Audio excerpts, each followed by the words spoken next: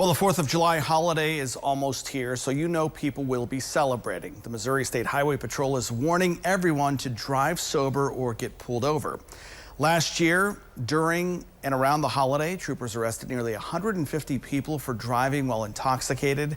There were 10 boating crashes, which included 7 injuries. Troopers made 12 boating while intoxicated arrests. This year, with celebrations happening this weekend, it's important to remember to find a ride if you have a drink. There's no reason to drive impaired these days. We have ride share apps. You know, everybody's got a friend that doesn't drink or do anything that impairs them. Invite them along. They know their role. They're happy to do it because it's going to keep everybody safe. All available troopers will be patrolling the roads and waterways to enforce traffic and boating laws and also to offer assistance as needed. The Highway Patrol will participate in the Operation CARE, which is Crash Awareness and Reduction Effort, and Operation Dry Water over the July 4th holiday.